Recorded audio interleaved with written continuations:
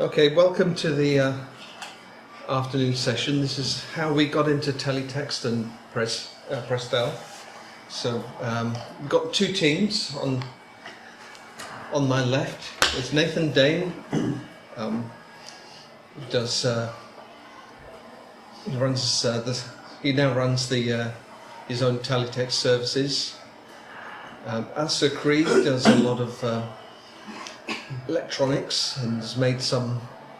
It's famous for the Insertomatic, which is 4 different teletext units in one box. And this is Tony and John. They come from the Prestel team, which is something different, but yes. we've allowed them in today. All right, that's my box over there. So I was just going to say how we all got into the teletext business. Mine started in 1999 at MRG Systems when I got a job out in the West Country.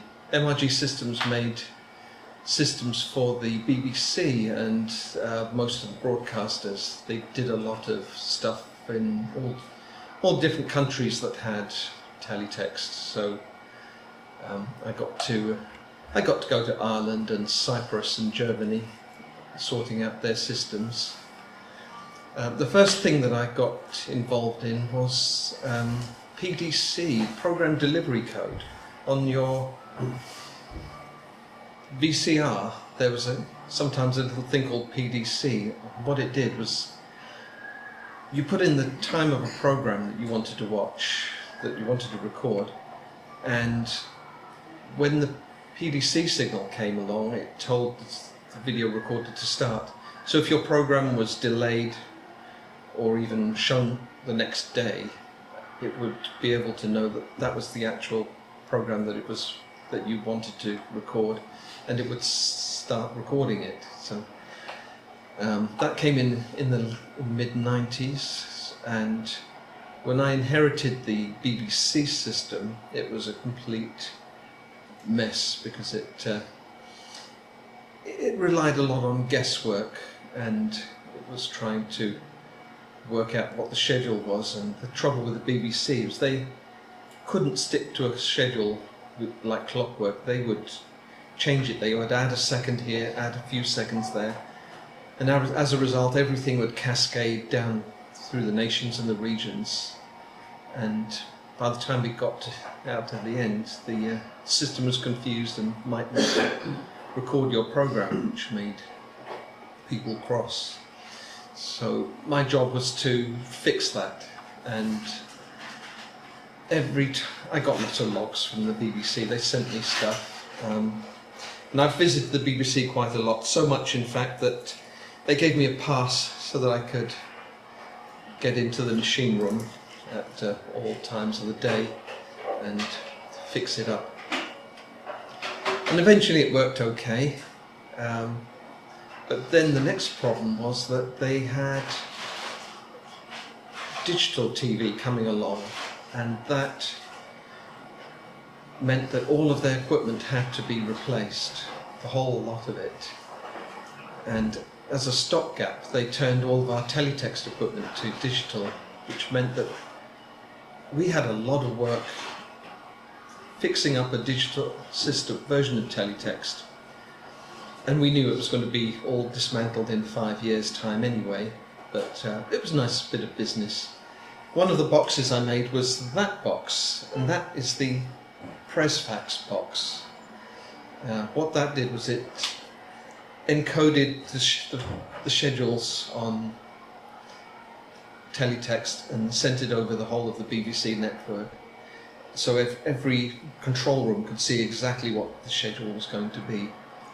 And I could see what the schedule was going to be because I had one on my desk in Stroud, so I could pick up the same signal and see exactly what was going to happen to within a 25th of a second. So that was a nice bit of business. Lots of those boxes up and down the country. But and I did the same thing for ITV. their main teletext control was in HTV Cardiff, and I had the job of hooking up to all of the other regions so that they could control teletext on a regional basis and add in pages locally and do all that sort of thing. So that was what I did. That was how I got into teletext. Unfortunately, when teletext did not survive going to digital TV, because in 2012 they did the final switch off, and the consumer teletext stuff just went away. So I unfortunately didn't have a job at that time, because that was what I was doing. So teletext did persist a little bit. There was advertising in Europe, and the networks in Finland and Germany and Cyprus that I was still looking after, but they were gradually going digital as well, so that all dried up. And at Christmas, when we had a particularly long break, I decided I was going to... Oh, sorry, I've got some slides I can show as well.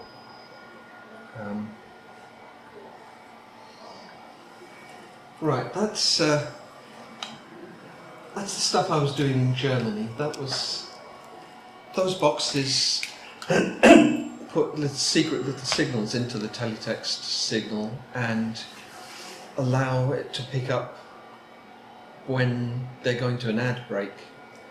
So that might be in Munich, sending a signal saying it's the ads now, and that unit might be in Rotterdam, and it will say we've got some ads coming up. So what the Rotterdam one will do is it will play its own adverts, and the one in Paris they'll do their own local advertising, and the one in Switzerland will do that. So they'd control the whole of Europe, and that was how they could get individual ads for the regions. And of course these codes were top secret, encoded and whatever. Otherwise people would just put them on their home systems and cut out all the adverts. So that was what I did there. Another system that survived switch off of teletext was air traffic control information in Farnborough Airport. It was sent via UHF through the control towers and all the control areas. So the air traffic control in the tower would have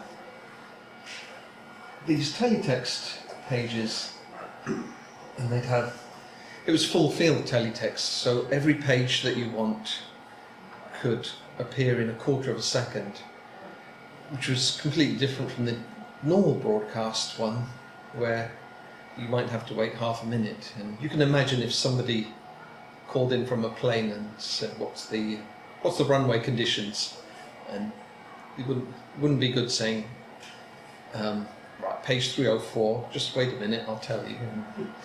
So it had full field teletext, which was extremely fast, and this lasted till about 2016. That was one of the places where it was fitted.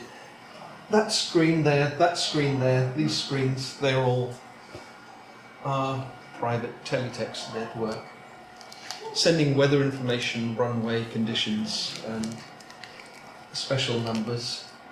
This was an index page, so if you want to know where to aim your Stinger missile, we'd look at 114 Royal flights or whatever.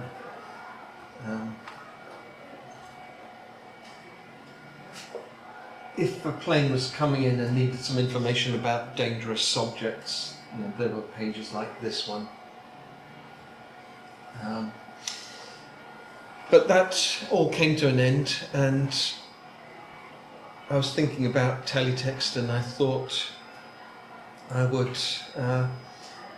see if I could make my own, and I tried quite a few different ideas to make hardware, but all of a sudden I saw one chip, which I thought, oh, that would work, and that's still current. And I found a cheap way to make it run. And this was my original prototype. That's an AVR microcontroller. It's like a souped-up Arduino. This was my inserter. This was an analog to digital chip. That's a digital to analog chip, and that little memory chip is where all the pages were stored, and that took a video signal in, and what went out was video plus teletext. So I made that over Christmas, and then I thought I could actually build that. So that was the original prototype. That was a bit of VBI on the tatty old oscilloscope that I had, and yes, that's my first mistake. And teletext engineers will have a look at that and frown, because there are 7 clock pulses, not 8, because I used the wrong. I didn't make them. My circuit had a glitch, so the first pulse got lost. But most decoders could read it okay. There were certain decoders which were very fussy. They saw 7 pulses and said, I'm not having that. First customer who bought it was Raquel Myers, who does art installations all over the world. That's actually my impression of Raquel Myers in teletext mosaic mode. So that's running on my inserter, which is down here. That's the same inserter running. She did an exhibition. This is one of her pictures. She had a fairground sequence. And I think it was a whirling chair thing. Then the Raspberry Pi came along, so I put a Raspberry Pi there instead of the AVR Arduino thing, and adapted it and drove the same inserter. Oh, that's another one of Raquel Myers. If you have a real inserter, you can do tricks like this. You put a camera on, and then digitize the camera input, turn it into teletext, and then display the teletext on the screen. So he's doing some hand gestures, and the teletext is coming up on the screen in front of him. So that's the kind of trickery Raquel Myers got up to. And you can do that if you have a real inserter. This was the next inserter, and the first design was very messy, so I tidied it up a lot and made it look a lot neater. So that was version 2. This was my first test to show that a Raspberry Pi could run the thing, and then I could get pages out, I could start running services. This is an editor that I wrote called Minited32. It was a rubbish one, so that's as far as it got. And then a clever chap called Alistair Buxton came up with a thing called Raspberry Teletext, which could generate teletext directly on a Raspberry Pi without any extra hardware. So I thought, that's neat, that would save me all the trouble of making those inserters.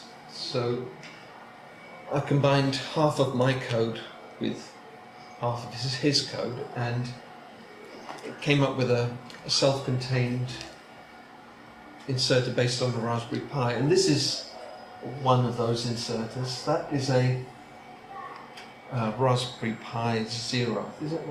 I think that's the small one.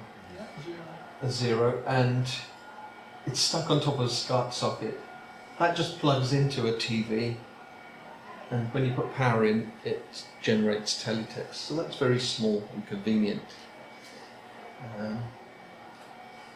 That ended up going around to Stroud Fringe, and we had displays in shop windows and various places supporting the festival. And then later the same year, the Stroud Fringe software got repurposed for the very first block party. And these are people at the block party. There's Mr. Biffo and Hares and Violet Berlin, and that's just over there. There were about 300 people, I think, turned up to, which I was very surprised that there was this interest. So having our Teletext show actually brought Mr. Biffo back and encouraged him to start doing his stuff again. This was another one. This was from Wigan. And so the Horse and Burger, you heard about Horse and Borders. That's the actual guy who does that. Then we had another show. This was Harrow. And again, it was by that time, instead of Mr. Biffo being a sideshow for us, we were a sideshow for Mr. Biffo. So these are really Mr. Biffo's fans all coming in for a chat on Teletext in the Harrow Arts Centre. And I carried on doing Teletext development. This is my WXTED editor. As you can see, it can do carousels, and you can stretch all the carousels out in a line, so you can see all of your pages in one go. And so that's that bit. And WXTED also does, you can also do animations, so you can preview an animation. There's Ian Irving pressing a button on Teletext doing the credits on Four-Town View. So that's where I got to here. But along the way, we have Alistair Cree, who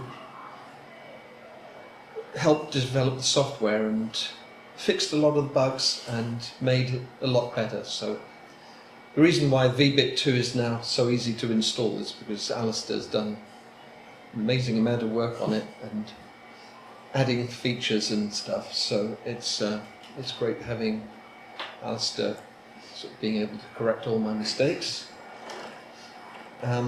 What happened after my second inserter, which I'll try and find. After I made this one, I had a strange message saying, I'm interested in your design and like to see the files that I used. And I thought, well, it's a bit niche. Who on earth would want to make more inserters, and who's got the skill to make all this surface mount stuff? But I thought it can't hurt to give them all the secrets. So I handed them all over to Nathan Dane, who ended up making more of these, a whole batch of these, and then he improved it, made it a lot nicer, and made a batch of those, and then he made it even better by turning it into a direct plug-in for the Raspberry Pi. So it's quite a slick product now. So all the stuff I started on, these guys improved it. So Alistair, you want to just talk about your I was just going to history of the how you got into this? Just going to say, I'm glad you think I improved it. I kept sending you patches saying, could you change this, could you change that, and eventually you just gave me write access and said fix it yourself. I seem to remember. I started with Teletext just by using Teletext, really, I do remember many years ago I was messing around with BBC Micro emulators, and I had this idea of making my own Teletext service, and I was sure if you could just build a circuit that could generate the signals, you'd be able to, making the pages would be easy, you'd just have to figure out a way of making the signals. But I was just a kid, I didn't know what I was doing, didn't have access to the hardware, so I forgot all about it until years later. I can't remember what I was looking up on the internet, but all this suddenly turned up on a Google search. I thought, hang on, I was right all along. And met all these new friends, so it's a shorter journey, maybe, but that's how I got up to the beginning in whenever it was, 2016.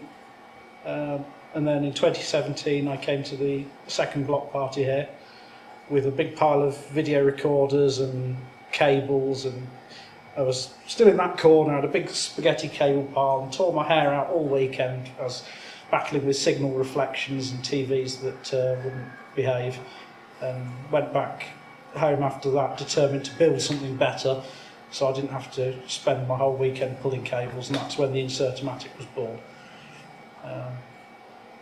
And that really is all I can think of that I've done. Oh, I wrote the editor as well, and the service for people to put pages on.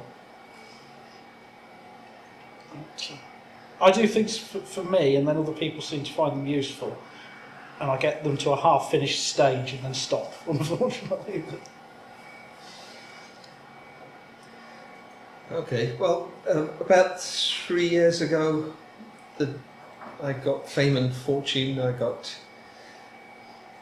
picked up by lots of TV stations and media, so I had interviews in the Times and the Guardian and local radio stations, and even ITN did a News at 10 on me. And I also did the Now Show, so this was the Now Show that I appeared on a couple of years ago, but that was the end of my career. That's the end of my 15 minutes of fame. Because what happened was Nathan brought back his service. He polished all of the news scripts that I'd made and actually made them work, and started running a service, a reliable service, and that got picked up on by the media. So he's now the go-to person when somebody wants a news story about teletext. But Nathan, you can tell me how you started as at an incredibly young age doing this stuff. Yeah, well, as you say, I'm probably too young to remember using CFAX a lot. I mean, I remember when I was very young having a go with it, trying to find pages, and getting confused because of the carousel page that kept switching away whenever I was trying to read the page number. But it wasn't, and I remember as well in 2012 when the analog switch off happened, I got to stay up late and watch that because my dad knew that I'd be interested in that kind of thing.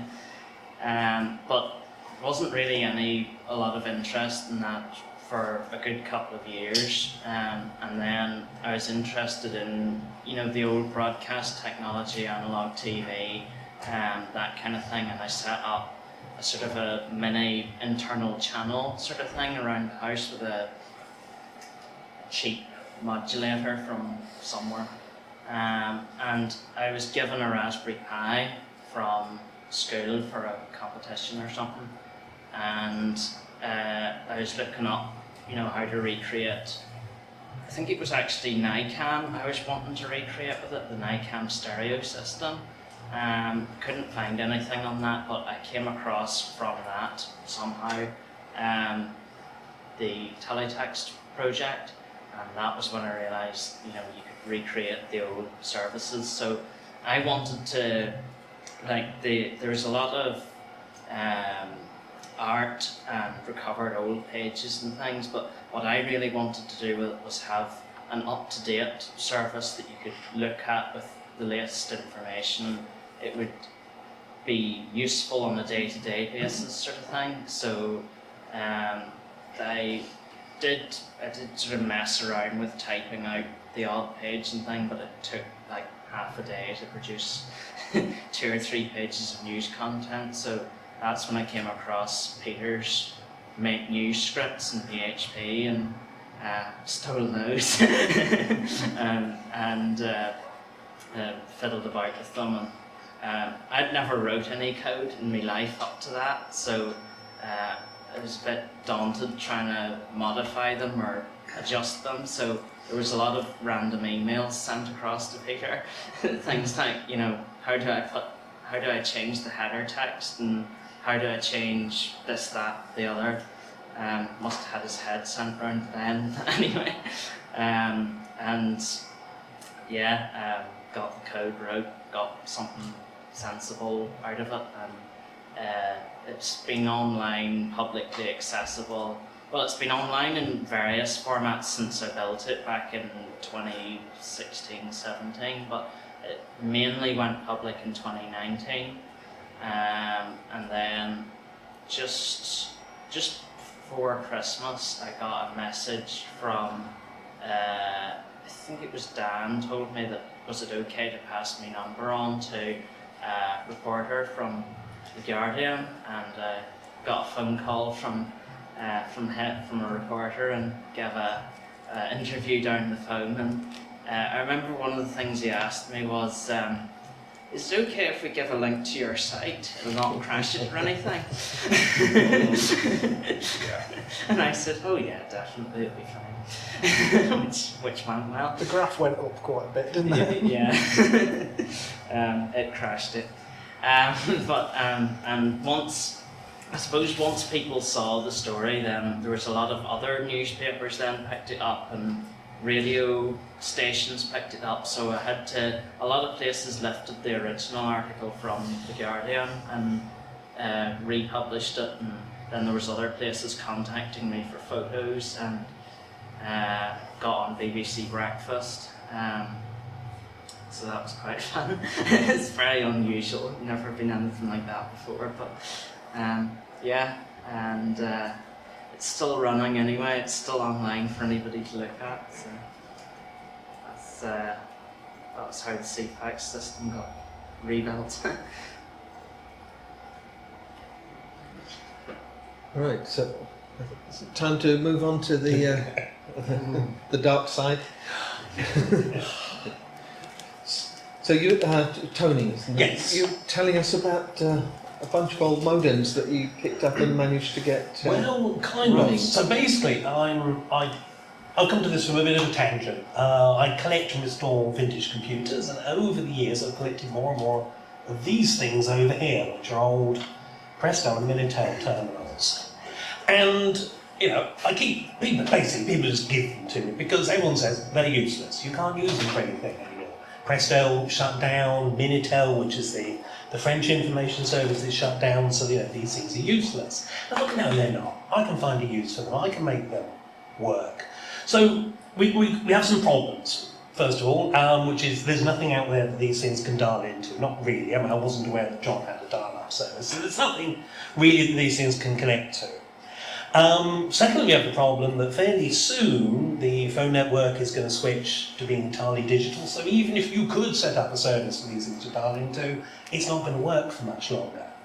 So what I did, and I kind of worked it out as I went along, it's possibly not the most elegant solution, but I basically emulated a phone network and modems that these machines can dial up. And if anyone, I can show you later, it's sitting behind the two Minitel terminals. Basically, it's a little voice over IP unit. What the voice over IP unit does is it gives those machines a dial tone. So that, you know, as far as they're concerned, they're plugged into something, and then they can dial whatever numbers they want, because I can then take the output to the IP unit, take it to a Raspberry Pi. The Raspberry Pi runs something called Asterisk, which is a switchboard software. I can then set up a phone number, and then I can say, attach to that a modem, and of course it's not a real modem, it could be a real modem, but I'm emulating a modem in software, I'm using a soft modem. And that can handle the incoming call from the machines, it can then connect out to the internet, and then I need to find something to connect out to on the internet, which is where John's Telstar service comes into play. So what John's got is a bit like the TFAX service. It's an internet-based view data service based on the old Presto, which is very similar to CFAX and Oracle systems that we talked about over here. It's the same sort of attributes, same sort of page design, but it was, you know, it was a service that you dial into in the 80s and pay absolute fortune per minute for accessing. So that's what those machines there do. So they go out for the voice over IP to the Raspberry Pis to the emulated modems and out onto the internet. But those machines don't know that. They think it's, you know, it's 1982 again, and these services are suddenly burst into life and they can connect to them. The Minitel terminals on the end there, everybody in France had one of these. You've got one when you've got your phone line. The French have a system called Minitel. It's a bit like Prestel. It can do some things that the Viewdata systems can't, but it's the same principle. Again, those machines dial the number that they're used to dialing, 3614. Systems then send them out to a server in France, and that connects to services set up by French Minitel enthusiasts who basically emulate what the old Minitel services used to do. So I'm glad these machines can now be used. They can access the Telstar services, and through Telstar they can get to things like TFAX and NXTel, which is the service set up to support the Spectrum Next, and all manner of other services. So I'm glad. But now these machines have a use. They don't just, you know, they're not just relics of a bygone era. Oh, yeah, that's great. Yeah, I didn't realise TFAX was being syndicated. Yes, it is. It is indeed. You wouldn't know who to send the bill to. Rebroadcast fees. Yeah, for those of you who don't know what TFAX is, it's my server that runs the Teletext server, a particular Teletext service that, and it's been running continuously on a Raspberry Pi since 2015, and it's currently running next to the fireplace. That's where it's plugged into. But it's, I didn't realise that. When I connect to it, it's just one little Raspberry Pi with a running Subversions, and that's all it's been for the last 7 years. And I've had to change one memory card, but that was it. And so, John, you can tell us about your Telstar thing. Surely. Well, I like Tony. I like Tony. Yes, I like Tony. But similar to Tony, I collect old computers and restore them as well. Not as many as he's got, but a few. And it seemed a shame that all this kit that was gathering dust couldn't be used. So that was kind of my take on it. At the same time, I was learning the nuances of a new programming language, or at least new to me, and I ended up with this kind of network service that was, was the basis really of Telstar. And my history is in communications, in the early days of bulletin board systems, and the idea was perhaps to turn it into something like that, but there's plenty of software out there already for that. I was very keen on Prestel in the day because I worked next door to one of the Prestel maintenance gang, so I was always able to get a Prestel terminal and a free account and play around with it. So that was in the very early 80s. So it just seemed a natural fit really to take this network service, which was written in Python, and add some content and things like that. So that's kind of what I did, and then I added a few modems to it, and I kind of left it alone. I thought nothing of it. And I thought, well, a couple of weeks later I thought I'd better check it, see if it's still running, and I noticed it had about 500 visitors or something. So I wasn't the only one with this old equipment gathering dust. So a lot of people with BBC computers on the Stardot forum were using it. I started getting emails and things like that. So I'm not famous like these guys, nobody ever came on the TV, thank goodness. But there we are. So I also run an Asterisk system. It's not on a Raspberry Pi, it's in a data centre in London. So we have a similar arrangement really, except for mine's maybe a bit more global, I suppose. Whereas yours is restricted at the moment, at least, to the table over there. So, but we went through the same headaches, didn't we? And then we found each other, kind of thing. And we've shared some of that stuff, and there we are. So, so I mean, the Telstar service is still in development. It's now written in Go. Python's gone. It's still in the cloud. It runs in the Docker containers, if that means anything to you guys. So it's a pretty modern app, really, in most ways. We're still gathering data, struggling, as Peter and David did, with getting data off BBC and other places, and tidying it up and formatting it for these kind of pages. we're getting there. Yeah. So now I've met these guys, I'll be able to share some of that stuff and get out a more common approach. Maybe. Who knows? So I was going to say Telstar does telesoftware, which is one of the other things I was keen on. I've got a few old computers which don't have disk drives or are not connected, and have modems, not gels. So by using a dialing service, I can actually download software to this machine. So that's quite nice. And it has gateway services, and one of the gateway services is to TFAX. So I'm not sure if you're aware of that, but it is. Yeah. And other systems like NXTEL and things like that. So yeah, it's a modern system of an era gone by. So. Okay, well I think that's all of our stories covered, and probably time to get the man with the roving mic to. Where's Carl gone? No, it's all right. Is there any questions to any of the panelists? That'd be good. Thank you. Any questions? Carl, got a question? Oh. Hi, I'm curious. So your Star service Telstar is reflecting the TFAX service. How much of a change to the data from the TFAX service do you need to perform before you? I've not done any because there's a guy, and I apologise, I've forgotten his name, who's actually done all this work for me. So he's providing TFAX on the internet, and so I gateway to that using my system, and now people can dial into my system with their old equipment and connect to TFAX that way. So everything's, it's all been done. So that was a nice, easy one for me. Okay, so yeah. you're just picking through somebody else's. Yeah. So I mean, the street. what I was trying to learn with my learning my new computer language, at least new to me, was about asynchronous communications, and that's it's not too difficult to do that if you're just accessing connections from lots of people. But when you then gateway them to other systems that also need asynchronous connections, it gets complicated.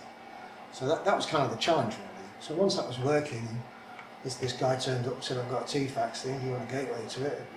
Yeah, great. So that's what we did. There it is. And we've done the same for Nextel and other things. CCL, probably the oldest view data system, probably still in existence. That's gatewayed. And there's an adventure game on there which gateways as well, to an online adventure game and so on. So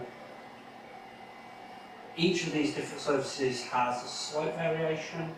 Yeah, they're all based on view data. Based on view data? Yeah, so view data is pretty much the standard. Okay. We have mechanisms to do data transfer if a system wasn't view data, but at the moment we don't really have any, so we've not needed to use that. You're embarking on the challenge of gatewaying into Minitel. Of course, Minitel yeah. is different. Yeah. For example, if you were here in the morning, they're showing how they build the pages, and they have the little black gaps between things where they have the control codes. Minitel doesn't have that sort of thing. There, the control codes are visible. So, and there's things like that. So although it looks similar, if you look at Minitel pages and things, it can do that view data can't. So that one will be more challenging. Yeah. So the idea is that Tony's got a Minitel terminal there, which doesn't natively connect to Telstar or view data systems that exist. But it would connect to a Minitel system if there was one. Yeah, so I think what we're going to try and do is render Telstar in a Minitel format. So it'll probably still have the black squares, but at least you'll be able to use the terminal and see. Because there are a lot of these terminals out there, and it'd be nice to have a use for them. Yeah. So I think the trick is to buy them before they're useful, because they'll be cheaper, and then we'll do the work and then make a killing. That'd be great. Thank you. Does anyone else have any questions at the moment? Oh, no, from Carl. Thank you, Carl. Thank you, gentlemen, for the talk. I'm quite interested in the Telstar, because obviously that's really new to me. Can you do a sort of like an emulated front end on a PC to turn your PC to a dumb terminal, so that would work? So for a view data system, you would use a view data client, which is a terminal but with a few frills. So in the same way that a VT100 client has some special control codes and acts upon them, the Viewdata terminal emulator would too. In fact, there's one there running on a Mac. So that particular one will run on Windows or Linux or Raspberry Pi, whatever. It's the same thing. It's just cross. And there's also a web-based one as well. There's a web-based one as well, which has nothing to do with me. I mean, I didn't write that, but there are probably better ones out there. Richard Russell, in his BBC Basic, has a Telstar program, a basic program, which I've used for years to test Telstar when I was developing it. And that's available on all sorts of platforms, including mobile phone and everything else. So you can get to Telstar doing that using that way. Does that answer your question? That certainly does, yeah. I'll pick that up wherever. It's Yeah. great, thank you. Any more questions on the floor? Well, I do have a question of my own. I know it's quite tricky to actually recover Presto services. There's not the equivalent of just a videotape technique, that's for sure. But I was wondering if, from what you have seen, aesthetically, is there any difference to Teletext in terms of layout, design? Is there anything that you would say makes Presto unique? Maybe compactness because you're paying for the pages, they take longer to transmit. Obviously it's interactive, so I know we've seen interactive systems here, but I guess they're a compromise based on the fact that it's broadcast technology. Whereas with video text or Viewdata, it's an interactive system on a basis, so home banking and things like that are much easier to implement. Travel, booking holidays, it was always very easy to do. In terms of archiving the pages, I mean, we talked earlier, I think, about that, and there are people out there who are really keen to capture this data. I think there are issues of copyright and licensing and things like that, because we're not just gathering it off tapes and ignoring that. You've got to go to the source. Unless people, of course, have saved pages on their machines using the various functions that were available at the time. I also suspect, I mean, I don't know that much about the technology behind Presto, but the pages are more generated by a server than created and broadcast as they are. So the pages, they're a bit more like a modern web page. They're not a static thing that you would find a computer with lots of different pages on the. If it's something like a travel booking system, all the pages would be generated on the fly, contain the information about the flight you're after to book. So it would be hard to have them as an archive file. So. Yeah, so the page is quite dynamic, and obviously they're streamed to your Viewdata terminal, whether it be something like that or something on a PC or whatever. So there are things that need to be done to make that series, that change from I suppose it is still a serial data, isn't it? But it's just slightly different in the way the character set's used, I suppose, to suit the modem technology. So we're restricted to 7 bits because we want to add parity, to sort of help detect errors in telephone lines and all the rest of it. So we have to shuffle things around a bit and have a few extra escape codes and a few things like that. But in the main, it's the same layout, the same character set. We tend to use 24 rows rather than 25, as Teletext does, but all the editors all kind of work, and it's all good. Right, thanks for that, that's interesting. One more question. Yeah, Carl again. Sorry. Just remember to ask you something from the morning session. So with the use of the Viewdata systems, that was the first case hacking attempt, Oh yes. which set precedent for all future hacking attempts ever since. Can you elaborate on it in a better way than I could? Are you okay? Yeah, I mean, although you might know more than I do, I think what was interesting about this is when the hack happened, there was no law under which to prosecute them. I think they used some sort of forgery. It was a forgery act, wasn't it? It was a fraud case with forgery, wasn't it? Yeah. As far as I'm aware, it was somebody got a modem and did 10 fours or something. It was a guy called Richard Schifrin, I think, and Steve Gold. Steve Gold was the famous one, I suppose, because you remember his name. He was messing about with the modem. He knew the Presto numbers, but he found himself, he was just typing any old characters I don't think he was even looking at the screen. That's the story I heard. And he realised he'd got to a test system that was still there. So he just started, it asked him for a password, so he just started entering numbers. And he put 10 twos in and then used 1, 2, 3, 4 as a password. And it got him in, into a test system. So the phone number was just 10 twos. No, that was the user code. Was the user code, yeah, so right. he was, you know, hackers used to just dial things till they got an answer, didn't they? Now he knew about teletext and Presto, so it obviously helped. And Steve Gold knew about this stuff too. So that got him into a test system, and in the test system were a load of accounts copied from a live system. And so it was very easy to get root access to the live system using the same user account. And interestingly, the default API user account from Telstar is 2222. Please change it if you use Telstar. Yeah, so they did that. So they were able then to get log on as HRH Prince of, it was Prince Philip, wasn't it? Yeah. And then they sent an email, didn't they, during Micro Live to make that public. They both got prosecuted.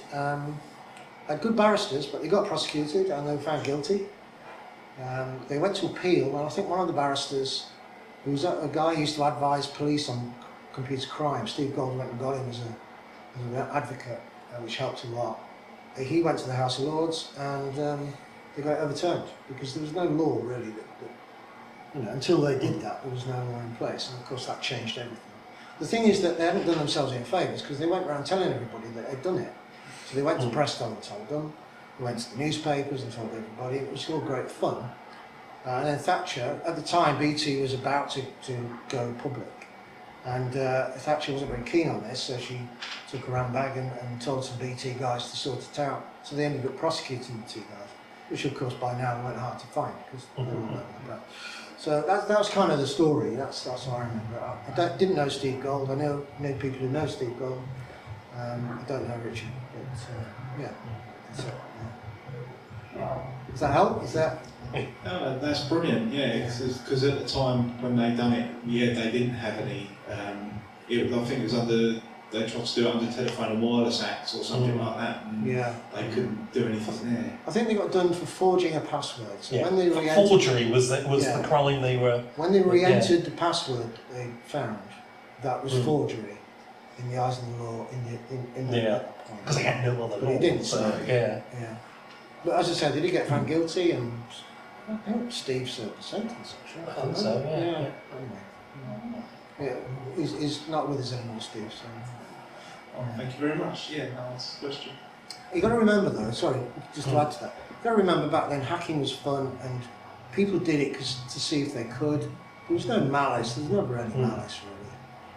There was nothing. I think that's why they told everyone. They weren't expecting that this would become and I think legal. if you talk to anybody particularly who worked for the telecoms company like I did, what did you do with your BBC Micro and modem? Well, you're going to get similar answers. Because it was fun, you just did it. And you told your friends and went on a bullet board, and nobody was doing it out of malice, nobody was stealing data. It was just fishing, really. Right, thank you to Peter, to Tony, to Jason, and to Nathan, all the way.